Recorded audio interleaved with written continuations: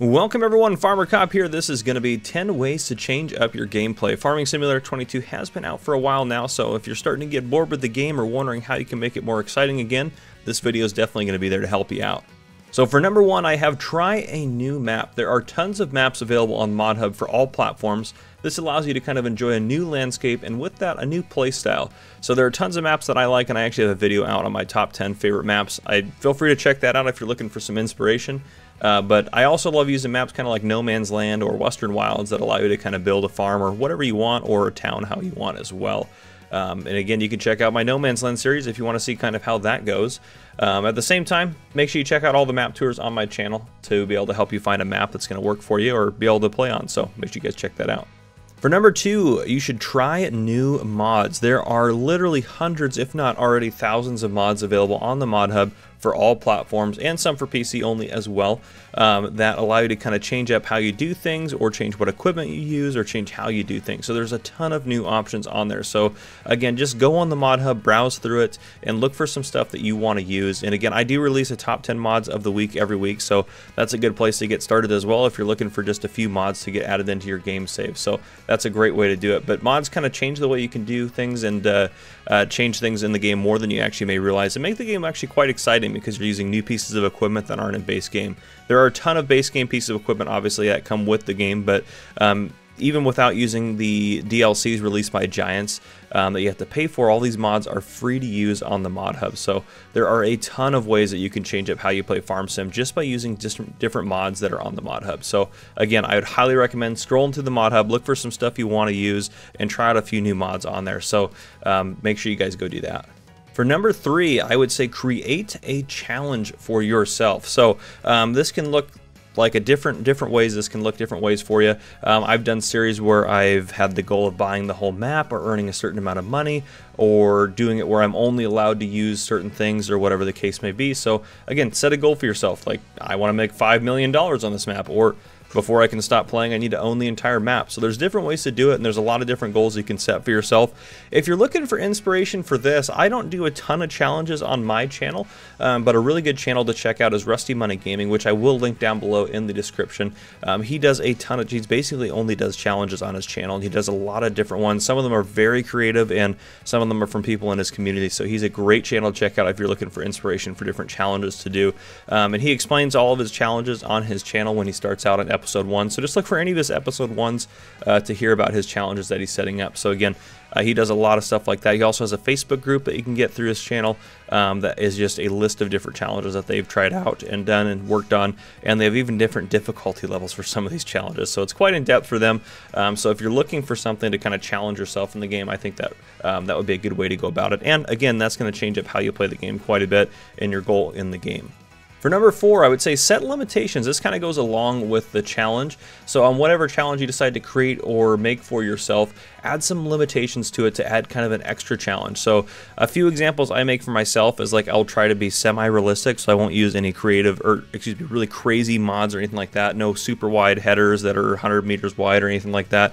Basically to farm kind of like Farmer Cop does instead of like DJ Goham does. And I only say that because he's sitting next to me right now as I record this. What up? But in addition to that, there's a couple of examples that I use for just different ways to kind of change it up and add different limitations. So for example, you could say, oh, I'm only going to use certain brands of equipment. So maybe you're playing on a US map and you want to only use US branded equipment or stuff that would be easily available in the US. Or maybe you're on a European map or another map somewhere in the world and you want to use only pieces of equipment that you can access from that part of the world. Or you can also say that you're not allowed to use certain crops or animals that you typically use because you want to change it up and make it a little bit more difficult for yourself. So a big one would be that I'd say, like, if you usually make a lot of your money from silage, well, try to make your money other ways. Don't do it from silage just for one of your game saves or something like that. Or you can also set a limitation on the size of equipment or horsepower of the equipment that you're allowed to use in your game, just to add a little bit of an extra challenge to you. For number five, this is one that's pretty straightforward, but I think this would actually change it up quite a bit for you if you thought about it a little bit, is turn seasons on or off. So the seasonal cycles is a really cool feature that is part of Farming Simulator 22 when they released the game. It's built in. And it does change the gameplay quite a bit because it kind of varies. If you have seasons on, you have to harvest and plant at specific times and everything like that, which gives you a little bit extra challenge and takes a little bit more time to kind of think some things out. So what I would say is if you have seasonal cycles on when you play, try playing a game where you turn them off. Turn them off just to change it up for you. If you typically have them on, again, turn them off, so that way you can try to play a little bit more free, and it does change it up. I know that it's less of a challenge probably to play without seasons on, but it still does change the way you play the game if you turn those off. And you'll see things like on maps where you have different contracts and stuff that are available all year round, so it can definitely add a little bit of a challenge even with that. So that's one thing I would say is if you normally play the seasons on, turn them off, and you normally play the seasons off, turn them on. For number 6, one thing I think a lot of people kind of forget about after it comes out and is released is precision farming. So one thing I would say is use precision farming to change up your gameplay. Precision farming in FS19 was fun and was really good, but I think it's even way better at FS22. I think it adds a lot more to the game in FS22, and I actually think it's a little bit easier to use or a little bit easier to understand the way they've kind of worked it into FS22. It's a free DLC, so it's a free DLC from Giant Software, the company that makes Farming Simulator 22. You can download it from their website, so it's very easy to get a hold of. It's very easy to use in terms of all that. And again, if you do want some help using it, I do have a whole tutorial series on my channel that you can check out if you wanted to get a little bit of guide and advice for it. So I'll have that link down below in the description as well. So that's one way you can kind of get some advice on how to use precision farming. But precision farming changes a lot of the gameplay. It makes it so you don't have to necessarily put down as much. You're not putting down lime as much as you are putting down pH, and you're not putting down fertilizer as much as you are putting down nitrogen. Now, obviously, yes, to get the pH value up, you are applying lime to your field, but it's still changing kind of how you think about it and what needs to happen. It adds different soil types, and you have to have soil maps purchased, or you have to do soil testing yourself.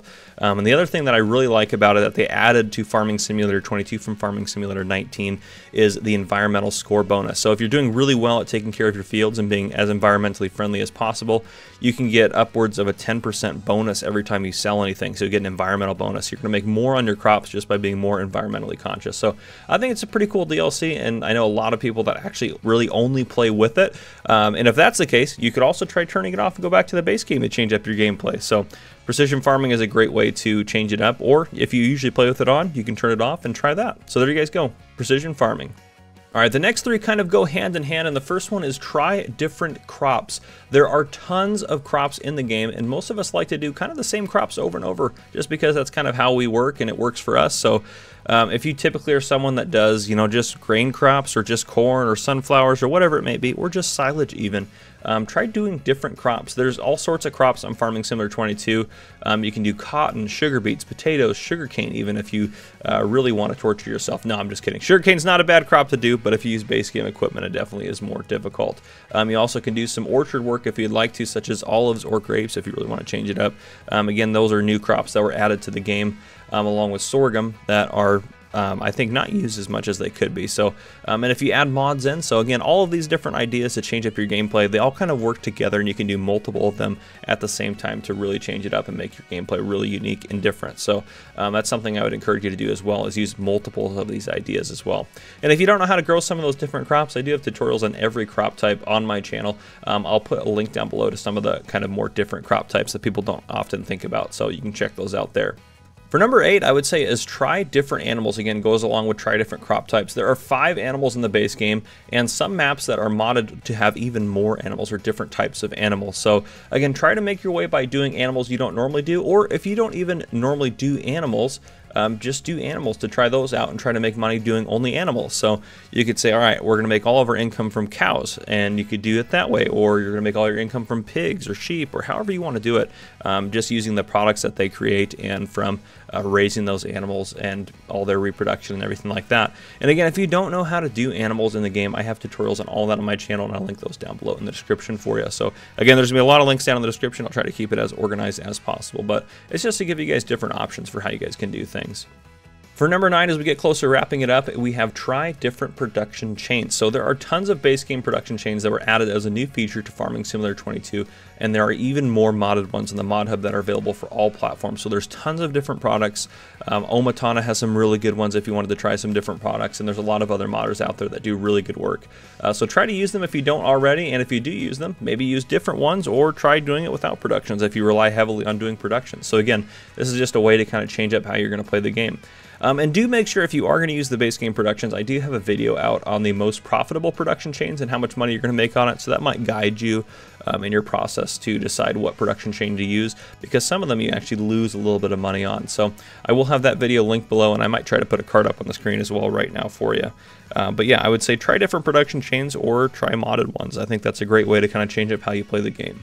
And last but not least, in number 10, we have play with others. So whether you're on the same farm on a multiplayer server or you all are playing on separate farms but just on the same map, Farm Sim in multiplayer is a lot of fun. It's fun to kind of chat with your friends and enjoy kind of having more of a active feel on a map where it doesn't feel like you're alone on the map and it's just you playing, but there's other people on there.